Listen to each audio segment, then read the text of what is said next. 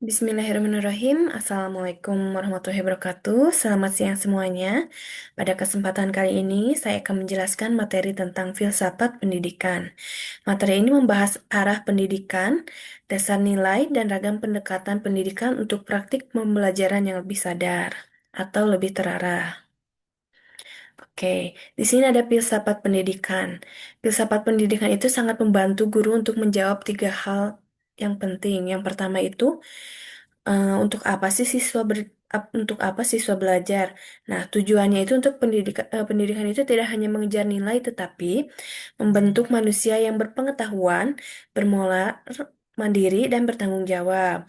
Nah, yang kedua, apa yang dianggap penilai dalam berpendidikan, yaitu metodenya, cara mengajar yang dipilih sesuai keyakinan tentang bagaimana pengetahuan diperoleh dan bagaimana siswa itu berkembang. Nah, yang ketiga itu bagaimana proses belajar itu seharusnya berlangsung. Nah, setiap praktik pendidikan membawa nilai yang pertama itu ada kedisiplinan, kebebasan, pengalaman, penalaran, atau keterampilan dasar. Jadi pendidikan itu bukan cuma soal mengajar, tapi juga soal untuk membentuk manusia yang utuh. Oke, mengapa sih perlu dipelajari? Nah, ada beberapa alasannya. Yang pertama itu memberi dasar bagi tujuan pendidikan. Tujuannya itu mau kemana? Yang kedua itu membangun guru lebih kritis dalam menilai metode dan evaluasi.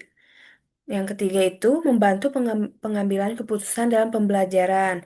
Dan yang keempat, refleksi yaitu supaya tidak gu- tidak hanya mengajar secara rutinitas tapi juga reflektif. Oke, di sini ada tiga lensa membaca aliran. Yang pertama itu aliran filsafat, bagaimana pandangan tentang manusia. Nah, apakah siswa itu dianggap sebagai pribadi rasional, makhluk sosial, individu bebas, atau calon warga masyarakat? Yang kedua, sumber pengetahuannya. Apakah pengetahuannya berasal dari akal, fakta objektif, pengalaman, atau tradisi keilmuan? Nah, yang ketiga itu peran guru dan siswa tersebut. Apakah guru menjadi pusat fasilitator, pembimbing, atau perancang lingkungan belajar? Nah, dari tiga hal ini, kita itu bisa melihat perbedaannya tiap aliran pendidikan. Dan selanjutnya itu, filsafat pendidikan itu ada enam aliran. Yang pertama itu idealisme, idealisme, realisme, pragmatisme, eksistensialisme, esensialisme, dan progresisme. Yang pertama, idealisme. Idealisme itu menekankan pembentukan pikiran, karakter, dan nilai. Guru biasanya jadi pusat pembelajaran atau teacher center dan teladan moral. Yang kedua, ada realisme, lebih fokus pada fakta, sains, dan realitas objektif. Jadi siswa belajar lewat observasi dan eksperimen langsung. Nah, biasanya eh, dikaitkan dengan kehidupan sehari-hari. Yang ketiga, ada pragmatisme. Pragmatisme ini melihat kebenaran dari manfaat pengalaman langsung. Jadi siswa itu belajar dengan mencoba mengevaluasi hasilnya, misalnya melakukan eksperimen ini ada yang salah nih. Nah, siswa itu coba mengevaluasi kesalahannya di mana.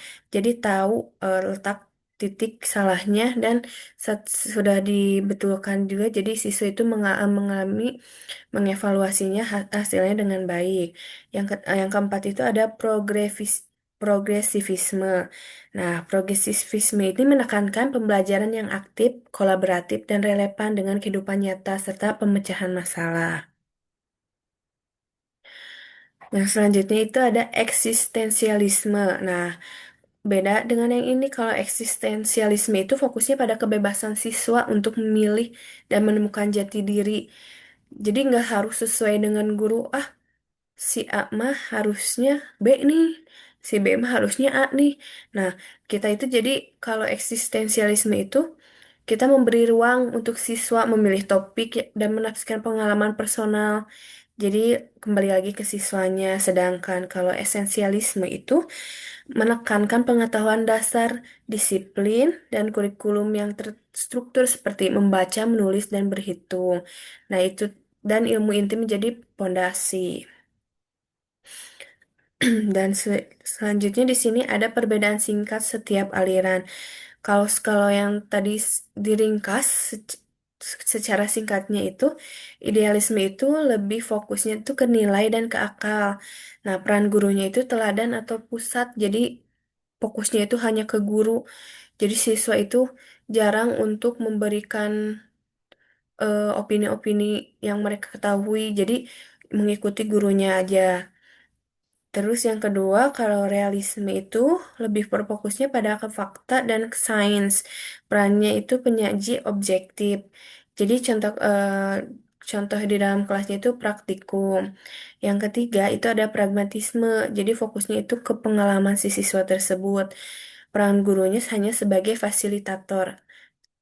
Yang keempat itu ada eksistensialisme, lebih fokusnya itu ke pilihan diri atau pilihan siswa tersebut.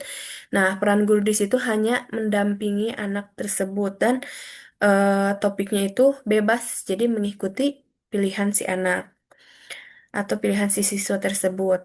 Nah, yang selanjutnya itu ada esensialisme itu lebih fokusnya ke basic skill si anaknya itu.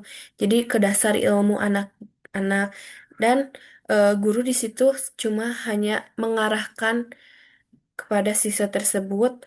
Terus biasanya dilakukan di dalam kelas itu latihan terstruktur. Yang terakhir itu ada progresivisme. Jadi fokusnya itu lebih ke siswa aktif atau tidaknya. Jadi peran guru di situ juga kolaborator. Jadi bisa mengimbangi siswa tersebut. Yang selanjutnya di sini ada studi kasus memilih aliran sesuai masalah. Nah, kalau di kelas ada beberapa kondisi. Nah, kalau misalnya di dalam kelas tersebut ada siswa pasif, biasanya guru itu menggunakan progresivisme. Jadi seperti diskusi dan presentasi. eh, Apa yang diharapkannya agar si siswa tersebut atau siswa yang pasif itu mengikuti atau berpartisipasi serta berpikir kritis dengan meningkat.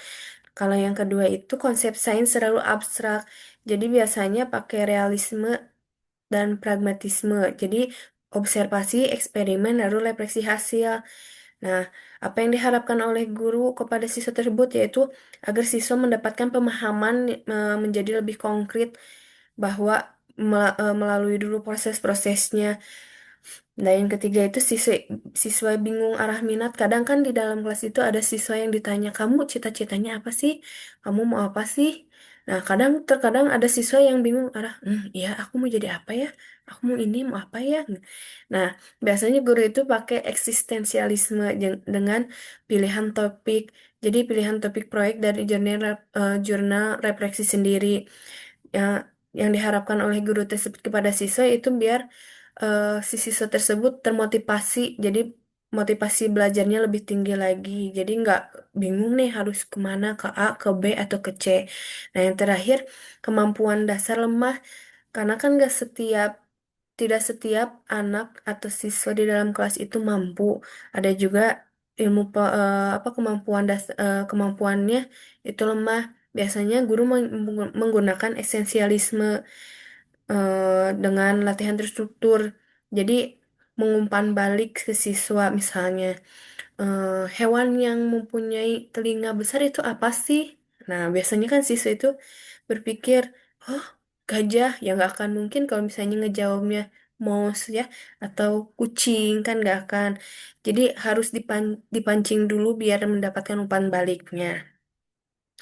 Nah, yang selanjutnya,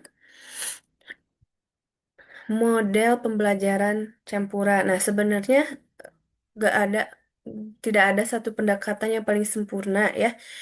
Jadi guru itu bisa menggabungkan beberapa aliran seperti yang tadi ya, esensialisme itu untuk materi dasar, kalau idealisme itu balik lagi untuk nilai karakter, terus kalau realisme itu bukti atau fakta, pragmatisme itu sesuai pengalaman dan praktik, kalau eksistensialisme itu sesuai pilihan dan minat si siswa tersebut. Nah, kalau progresivisme itu kolaborasi yang antara model-model pembelajarannya. Nah, sekarang ini ada panduan keputusan guru. Jadi, dalam memilih metode juga, guru harus mempertimbangkan dulu tujuan pembelajarannya apa sih, karakter siswa di dalam kelas itu bagaimana, materi yang diajarkan, dan bentuk evaluasinya juga. Jadi, keputusan mengajar itu gak, gak seenaknya, ah, ini mah pakai ini aja, weh metodenya, ini aja. Tapi, si guru tersebut juga harus lihat, kembali lagi ke siswanya.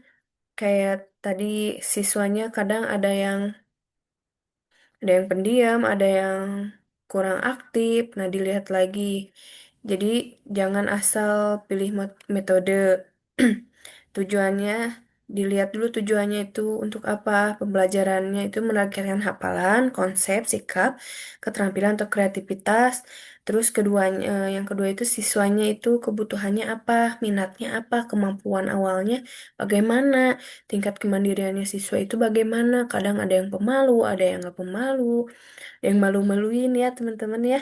Terus yang ketiga itu ada materi. Kalau materi itu lebih cocoknya dipahami melalui teori, fakta, praktik, atau pengalaman personal. Terus yang terakhir itu ada evaluasi. Penilaian berupa tes biasanya itu membuat produk, proyek, observasi, sikap atau refleksi. Nah, jadi keputusan mengajar itu harus benar-benar disesuaikan dengan siswa, bukan asal milih metode. Nah, yang selanjutnya ada refleksi kelas. Ada beberapa pertanyaan refleksi. Yang pertama itu aliran mana yang paling sering terlihat di sekolah? Yang pendekatan apa yang paling cocok untuk siswa sekarang? Karena kan kalau misalnya pakai metode zaman-zaman dulu sama zaman apalagi sekarang Gen Alpha, Gen Z, kadang berbeda ya. Jadi anak-anak itu ngerasanya kayak ih bosen. Nah, dan bagaimana menjaga keseimbangan antara disiplin, kebebasan, sama kreativitas. Nah, untuk kesimpulannya, jadi filsafat pendidikan itu adalah dasar dalam berpikir dalam melakukan pendidikan.